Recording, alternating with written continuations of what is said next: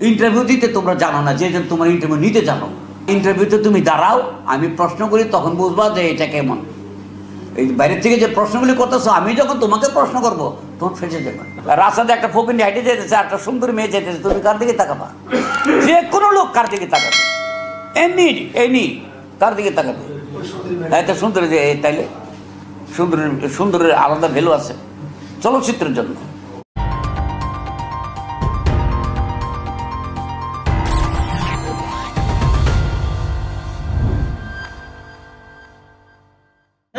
এই যে নামগুলো আমরা শুনি, এটা কি চলচ্চিত্রের আসলে কি কোনো কাজে আসবে? এটা আমি তোমাকে প্রশ্ন করি যে এই জুনিয়র সাকিব, জুনিয়র এই ব্যাপারে তুমি কিছু বলো।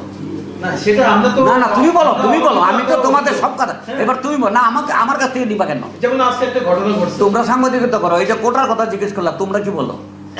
তোমরা মিডিয়া তো বলছো এগুলি। তোমাদের ভিতরে যে নাকি একটু বিজ্ঞ, যে নাকি জ্ঞানী, যে নাকি একটু ভালো সবকিছু জানে, তাকে দিয়ে তোমরা ইন্টারভিউটা নাও না কেন? আমরা তো আমাদের মতো না, তোমাদের মতো তোমরা জানো না। ইন্টারভিউ দিতে তোমরা জানো না, যে তোমার ইন্টারভিউ নিতে জানো। আমি মনে করবো ইন্টারভিউ নাও, বা ইন্টারভিউতে তুমি দাঁড়াও, আমি প্রশ্ন করি, তখন বুঝবা যে এটা কেমন। এই বাইরের থেকে যে প্রশ্নগুলি করতেছো, আমি যখন তোমাকে প্রশ্ন করবো তখন ফেসে যাবে। না, তোমরা ভিতর নিয়ে কথাগুলো, আমি তোমাদের সাংবাদিকতা নিয়ে কথা প্রশ্ন করতে ফেসে যাবে। প্রথমে বলবো তোমরা কি জার্নালিজম পাস করে আসছো? তোমরা শেষ, এক কথাই শেষ। তোমরা জার্নালিজম কেউ পাস করো না, কেউ মেট্রিক পাস, কেউ ইন্টারমিডিয়েট পাস, কেউ গ্রাজুয়েট শিক্ষিত। কিন্তু ওইটার জন্য তো আলাদা একটা আছে। তাইলে তো যেমন আমরা ডাইরেক্টর, যে কোনো লোক বাইরের থেকে আসলে তো ডাইরেকশন দিতে পারবে না, প্রডিউস করতে পারবে। যে কোনো লোক আসলে একটা ক্যামেরার ফটোগ্রাফি করতে পারবে না, একটা সাউন্ড রেকর্ডিস্ট হতে পারবে না, একটা সম্পাদক হতে পারবে না। প্রত্যেকটা জায়গায় শিক্ষার প্রয়োজন আছে। যাদের নাম বললাম, হ্যাঁ, জুনিয়র মিশা, জুনিয়র সাকিব, তাতে আমার কি তোমার কি? ওরা যা ইচ্ছা করুক, এটা গায়ে মানে না আপন মোড় উঠে গেল তো। জুনিয়র মিয়া সাকিব, জুনিয়র অমুক, জুনিয়র মিশা, তাতে তোমার আমার ওরা যা ইচ্ছা করুক, এটা আমাদের তো কোনো প্রয়োজন নাই।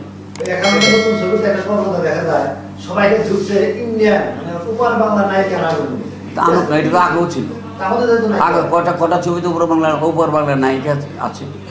ঈদে কটা ছবি রিলিজ হয়েছে? আমি জিজ্ঞেস করি, তুমি বলো ঈদে কটা? 11টা বোধ হয় নাকি? 5টার মধ্যে কটাতে উপর বাংলার নায়িকা আছে? হ্যাঁ, তাহলে বলতো যে ইদানিং দেখি উপর বাংলা নায়িকা আনতেছে, আনলে অসুবিধাটা কি? প্রবলেম কি? না, নায়িকা হতে চাচ্ছে, ওর কোয়ালিটি নাই। নায়িকা হইতে চাইলেই নায়িকা হয়ে যাবে। আমরা মনে করি যে নায়িকা হতে পারছে না, তার কোয়ালিটি নাই। সে ভালো সংলাপ উচ্চারণ করতে পারে না, সে ভালো নাচতে পারে না, সে ভালো অভিনয় জানে না হয়তো, এগুলি এই জন্যে ওরা চান্স পায় না।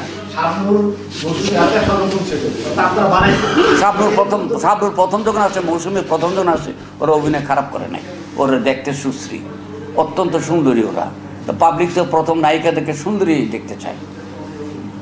ওই গেদের মেয়া ফালানি মানে পরিষ্কার তো নেশা, মানে অসুন্দর, ওদেরকে নিয়ে কেউ নায়িকা বানাবে?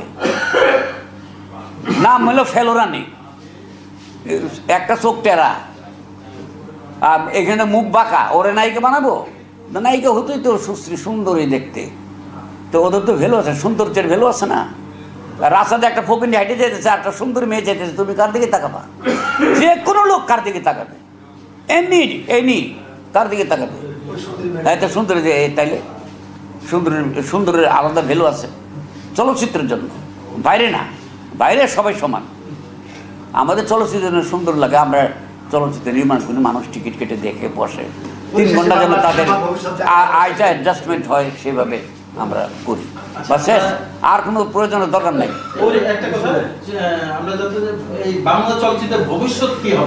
ভবিষ্যৎ তুমি দেখো, সিনেমা হল তো ঘুরো, ভবিষ্যৎ দেখো, ভবিষ্যতে কী হয়। প্রত্যেকটা হলে যাও, দাঁড়ায় থাকো, দেখো, দেখে সেটা যখন তোমাদের চ্যানেলে যাবো, তখন তোমার ওই রিক্সা ভাড়ার যে সিএনজি দিয়ে গ্যাস হলে ওই টাকাটাও দেবে না। এই জন্য তোমরা যাবে না, তাহলে তোমরা নিউজ পাবো কোথেকে? সব কিছু একজন আরেকজনকে কোঅপারেশন না করলে হয় না। তোমাদের মালিকরা তো তোমাদেরকে কী দেয় না দেয় আমরা জানি তো। আবার কি উমুকের ইন্টারভিউ নিয়ে আসো, না আনলে কিন্তু তোমার বেতন নাই, এরকম আছে।